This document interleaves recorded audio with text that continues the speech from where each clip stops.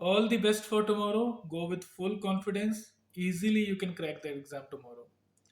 देखो, now it matters is what attitude you carry in the examination hall. It's not about the knowledge that you have.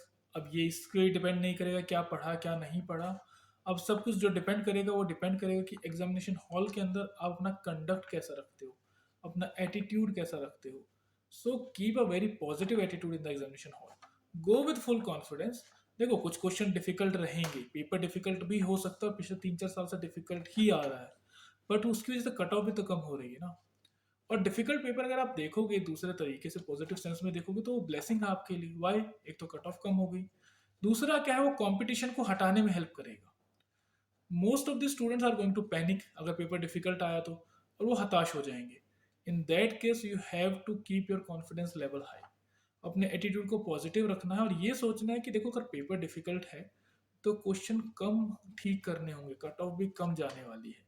अगर cut off कम जाने वाली है I have to attempt less number of questions जो मेरे correct होने चाहिए. तो मैं कट ऑफ को 44 मार्क्स के साथ भी क्लियर कर 44 क्वेश्चंस के साथ भी क्लियर कर सकता हूँ. ये आपको सोच के रखना है. So for tomorrow have a very positive attitude. Now 3-4 चीज़ें जो आपको कल ध्यान रखनी है वो मैं आपको एक बार बता देता हूँ. पहली चीज़ ये है कि focus on the question rather than analysing the paper. Most of the students क्या करते हैं, पेपर को एनालाइज करना शुरू कर देते हैं कि पेपर डिफिकल्ट है, ईजी है, किस सब्जेक्ट से कितने क्वेश्चन आए. और जब एग्जामिनेशन हॉल से निकलते हैं तो पहला रिस्पॉन्स उनका वही होता है फेलो स्टूडेंट्स के लिए कि पेपर कैसा लगा, डिफिकल्ट था, ईजी था.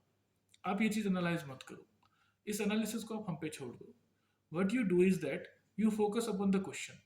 आप क्वेश्चन पे फोकस करो कि क्वेश्चन सॉल्व कैसे करना है. कोई क्वेश्चन सॉल्व नहीं हो रहा उसको छोड़ो, नेक्स्ट क्वेश्चन पे भाग जाओ. Don't stick with the paper, don't stick with the question. अगर क्वेश्चन का स्टिक करोगे तो टाइम लूज कर दोगे. Second thing is that you have to avoid making silly mistakes. You are going to lose your marks because of silly mistakes. Paper difficult है इस वजह से आपका पेपर क्लियर नहीं हो रहा, ये रीजन नहीं है. The reason is that you are making silly mistakes. जो क्वेश्चन आपको आते हैं जो इजीली कर सकते थे उन क्वेश्चंस को आप गलत कर रहे हो, इसलिए एग्जाम रह जा रहा है. तो कल आपको यही करना है कि you have to avoid any kind of silly mistake. उसके लिए first of all read the question carefully and mark keywords. Incorrect बोला है, नॉट करेक्ट बोला उसको मार्क करो, या और कोई कीवर्ड है उसको मार्क करो और तब क्वेश्चन को सॉल्व करो. Second thing, read the question in general sense. Most of the question general sense में ही पूछे जाते हैं. उसमें अपने ऑप्शनल स्पेसिफिक या ग्रेजुएशन स्पेसिफिक नॉलेज को अप्लाई मत करो. For example what I have seen is that law students polity questions को अननेसेसरली डिफिकल्ट बना देते हैं. Why? Because of unnecessary exceptions. Exceptions हर चीज के रहेंगे. So you have to analyse in what sense the question is being asked. Most of the question general sense में पूछे जाते हैं और आप एक जनरल सेंस में ही उनको आंसर करो. That is going to help you in making more questions correct. Third thing, तो ये तो हो गया ओवर थिंकिंग अवॉइड करना. Now third thing is that while filling the bubbles. जब आप बबल फिल करते हो तो ये ध्यान रखो कि गलत बबल फिल ना हो जाए. It is very important because वो क्वेश्चन आपका ठीक है, वो पोटेंशियल क्वेश्चन गलत नहीं होना चाहिए. Now fourth is that as I already told you don't stick with the question. अगर कोई क्वेश्चन 2 बार पढ़ने के बाद भी नहीं हो पा रहा तो उसको सर्कल मार्क करो क्वेश्चन को और सेकंड रीडिंग में देख लेना. फर्स्ट रीडिंग में सिर्फ उन्हीं क्वेश्चंस को करो जो आपको परफेक्टली आते हैं, वो आपके स्कोर को बढ़ाएंगे. और देखो हमारा यहाँ पे जो ऑब्जेक्टिव वो है स्कोर को मैक्सिमाइज करना, ना कि डिफिकल्ट क्वेश्चंस को अटेम्प्ट करना. कोई हमें भारत रत्न तो देने वाला है नहीं कि यार डिफिकल्ट क्वेश्चन कर दिए इसलिए इसको अवॉइड करो. You have to attempt the easiest question. जो लो हैंगिंग फ्रूट्स हैं पहले उनको तोड़ लो, पहले जो आसान क्वेश्चन हैं उनको कर लो, अपने मार्क्स बना लो, उसके बाद सेकेंड राउंड में कर लेना difficult question. Third thing is that कुछ क्वेश्चन ऐसे रहेंगे जो आपने शायद पहले ना देखे हो. ऐसे टॉपिक्स में से क्वेश्चन आते हैं. तो what UPSC is do is that they want to test you. दो चीज़ें वो टेस्ट करते हैं. एक तो आपका एटीट्यूड कैसा है कि आप क्वेश्चन को पूरा पढ़ोगे भी या बिना पढ़े भाग जाओगे. Because it has happen, question बड़ा रहेगा, लंबा रहेगा पहली चीज़, और ऐसी टेक्नोलॉजी पूछी जाएगी जो शायद आपने देखी ना हो कभी. जैसे एक बार ऑगमेंटेड रियलिटी और वर्चुअल रियलिटी पे क्वेश्चन आया था और question was of half page और मोस्ट ऑफ द स्टूडेंट्स ने उस क्वेश्चन को छोड़ दिया, but that was a very easy question. अगर उसको 1 या 1.5 मिनट दे देते तो वो आराम से आपके लिए 2 मार्क्स दे सकता था. तो इन क्वेश्चंस के अंदर जो आपने पहले ना देखे हो उसमें या तो क्वेश्चन इजी होगा, लॉजिकल रीजन से हो सकता है, तो उसको अटेम्प्ट करने की कोशिश करो. अगर फिर भी क्वेश्चन नहीं हो पा रहा है, the question is really difficult, तो यूपीएससी ने वो क्वेश्चन इसलिए दिया है ताकि उसको कोई ना कर पाए।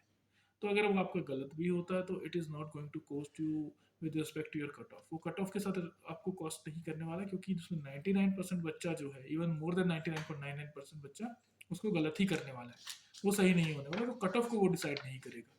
कट ऑफ को वही क्वेश्चन डिसाइड करेंगे जो नॉर्मल क्वेश्चन हैं, जो बच्चे सिली मिस्टेक्स की वजह से गलत कर देते हैं। Next is keep a track of your time. Time management बहुत इंपॉर्टेंट है। तो टाइम कैसे ट्रैक करें? तो आई वुड सजेस्ट कि हर 10 क्वेश्चन के बाद या हर 15 क्वेश्चन के बाद एक बार टाइम देख लो कितना हुआ है। With respect to GS you have to attempt 120 questions 100 questions in 120 minutes. तो आपको 1 मिनट मिलेगा हर एक क्वेश्चन के लिए। तो आप ये ट्रैक करते रहो कि 10 क्वेश्चन आपके कितनी देर में हुए। एंड फर्स्ट सिटिंग अगर ले रहे हो तो 10 क्वेश्चन को कोशिश करो 5 to 6 मिनट्स में अटेम्प्ट करने की, कि 10 क्वेश्चन 5 मिनट में हुए या 6 मिनट्स में हुए। तो उस हिसाब से अपनी स्पीड अप कर सकते हो कि भाई थोड़ी स्पीड ज़्यादा बढ़ानी पड़ेगी अगर मुझे 2 रीडिंग्स लेनी है तो उस हिसाब से क्वेश्चन को अटेम्प्ट करो। बट ओवर रीड मत करना, जल्दी मत करना ज़्यादा। क्वेश्चन को आराम से पढ़ना है।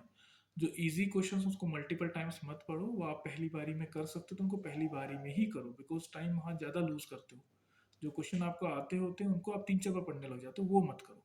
एक बार करो, एक बार पढ़ा आपने क्वेश्चन को, उसके बाद नेक्स्ट पे मूव कर जाओ उसको अटेम्प्ट करके। नाउ मोस्ट इंपॉर्टेंट थिंग्स, कितने क्वेश्चन अटेम्प्ट करने हैं।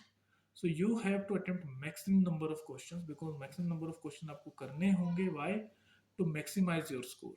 एक मार्जिन आपको लेके चलना है। क्वेश्चन आपको जो आते हैं वो भी गलत होने वाले हैं, किसी भी रीजन की वजह से हो सकते हैं, because we are human and we are bound to make mistakes. So we have to take chances. जो बच्चे 70-75 क्वेश्चन अटेम्प्ट करके सोचते हैं कि they can clear the exam, वो बहुत डिफिकल्ट है। इक्के दुक्के स्टूडेंट्स हैं जो उस लेवल की एक्यूरेसी मेंटेन कर पाते हैं। तो they are hardly 1 to 2 students जो वो लेवल की एक्यूरेसी मेंटेन करते हैं। Most of the us are not able to maintain that accuracy. So उसके लिए I would suggest go for 92 to 95 question. उतना क्वेश्चन तो आप अटेम्प्ट करो, हो सके तो उससे ज़्यादा अटेम्प्ट करो। बिकॉज जितने ज़्यादा क्वेश्चन अटेम्प्ट करोगे उतना ही क्वेश्चन ठीक होने की प्रोबेबिलिटी भी बढ़ जाती है। गलत होने की प्रोबेबिलिटी भी बढ़ेगी, बट ठीक होने की प्रोबेबिलिटी भी बढ़ जाएगी। और अगर देखो, अगर आप 10 क्वेश्चन एक्स्ट्रा अटेम्प्ट करते हो, बेशक आप ब्लाइंड गेस मारते हो, तो उसमें से चांसेस है कि 2 से 3 क्वेश्चन ठीक हो सकते हैं। If you are able to make 2 to 3 question right, तो आपके सिंपल सी बात बच्चे, आपको जो स्कोर है वो जीरो हो जाएगा। या तो -6-6 रहेगा, 2 क्वेश्चन ठीक हुए, या +6-6 रहेगा, 3 क्वेश्चन ठीक हुए। तो एक्स्ट्रा क्वेश्चन अटेम्प्ट करने से आपका एग्जाम नहीं रुकने वाला है। एग्जाम आपका रुकता है इसीलिए बिकॉज आप सिली मिस्टेक्स करते हो। तो आपको फोकस करना है सिली मिस्टेक्स अवॉइड करने पे और क्वेश्चन अटेम्प्ट मैक्सिमाइज करने पे। And specially with respect to C set, I have seen students जो 44-45 क्वेश्चन अटेम्प्ट करते हैं, सोचते हैं कि एग्जाम क्लियर हो जाएगा। 27 क्वेश्चन आपको कट ऑफ के लिए चाहिए काट पीट के। मार्जिन आप लोग छोड़ते ही नहीं हो 44 क्वेश्चन के बाद। अगर आपके 10 से 12 क्वेश्चन गलत हुए तो वहीं पे आपकी कट ऑफ रह जाती है सी सेट की। तो एटलीस्ट अटेम्प्ट 65 क्वेश्चन। 65 क्वेश्चन आपको अटेम्प्ट करने चाहिए minimum in C set at any cost. Maintain the speed.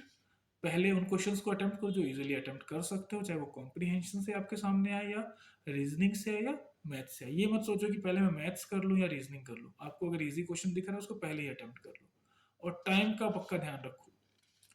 Then 3 hours break.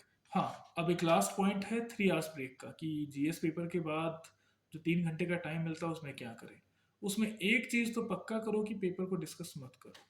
Don't analyse the GS paper कि वो कैसा गया, बिकॉज कट ऑफ आपको पता नहीं है। कुछ भी क्वेश्चन आपके ज़्यादा गलत हुए तो आपके सी सेट पे असर पड़ेगा।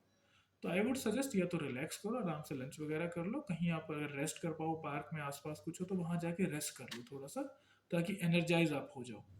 पेपर को डिस्कस करने के लिए आपके पास बहुत टाइम है। आप अगले दिन आके डिस्कस कर सकते हो, आप 4 बजे के बाद डिस्कस कर सकते हो। तो उस टाइम पे आप डिस्कस मत करो पेपर को, जब आप का ब्रेक होता है 11:30 से 2:30 बजे के बीच में। 11:30 से 2:30 बजे के बीच में avoid any kind of discussion with respect to the question paper. ना ही आप ये देखो कि आपने कितने क्वेश्चन गलत किए, कितने सही किए। कुछ स्टूडेंट्स होते हैं जो वो मेंटल एप्टीट्यूड मेंटेन करते हैं कि उनको फर्क नहीं पड़ता कैसा गया पेपर। तो वो हर एक स्टूडेंट का तो होता नहीं है। तो we have to see this thing कि हमारे लिए क्या अच्छा है। तो for most of the students you guys have to avoid any kind of discussions in between the gap that you get for the lunch. So overall, tomorrow what matters now is that what attitude you are having. किस attitude के साथ जाते हो, तो positive attitude के साथ जाओ, avoid any kind of silly mistakes, question पे फोकस करो, पेपर को एनालाइज करने पे बिल्कुल फोकस मत करो कि पेपर कैसा आया है, just focus on the question. कोई क्वेश्चन अगर नहीं कर पा रहे हो तो डोंट स्टिक विद इट, आगे मूव करो। पहले उन क्वेश्चंस को अटेम्प्ट करो जो इजी हैं, जो अच्छे हैं। अगर पहले 10 क्वेश्चन में आपको लगता है कि आपसे अटेम्प्ट नहीं हो पा रहा, तो सीधे जंप कर जाओ 50th क्वेश्चन पे, वहां से अटेम्प्ट करना शुरू करो, क्योंकि पूरा पेपर डिफिकल्ट नहीं आने वाला है। There will be around 60 to 70 question जो इजी रहेंगे, आपको वही आइडेंटिफाई करने हैं, पहले उनको अटेम्प्ट करना है। 15-20 क्वेश्चन डिफिकल्ट होंगे और बाकी जो क्वेश्चन होंगे वो मॉडरेट होंगे। तो हो सकता है कि पहले आप डिफिकल्ट क्वेश्चंस को एनकाउंटर कर लो। तो अगर आपको लगता है कि पहले आपने डिफिकल्ट क्वेश्चंस को एनकाउंटर कर लिया, तो उससे तंग होने की बिल्कुल जरूरत नहीं है। आप सीधा उनको अगले कुछ एक गैप देके 40-50 क्वेश्चंस के बाद वाले क्वेश्चंस को अटेम्प्ट करो। पहले फोकस करो इजी क्वेश्चंस को, पॉजिटिव एटीट्यूड रखो, go with the mind set of charging on the questions. कोई भी क्वेश्चन अगर डिफिकल्ट आता है, कोई बात नहीं, उसको छोड़ो, वहां पे नेक्स्ट क्वेश्चन पे मूव करो। The paper is going to be balanced one. और अगर पेपर डिफिकल्ट आया तो वो आपके लिए ब्लेसिंग है, कट ऑफ कम रहेगा, तो डरने की बिल्कुल जरूरत नहीं है। आप बस अपने दिमाग को क्लियर रख के एग्जाम को दो। All the best for tomorrow. Thank you very much. This is Ajay Singh Elawat signing off. Thank you very much and all the best for tomorrow.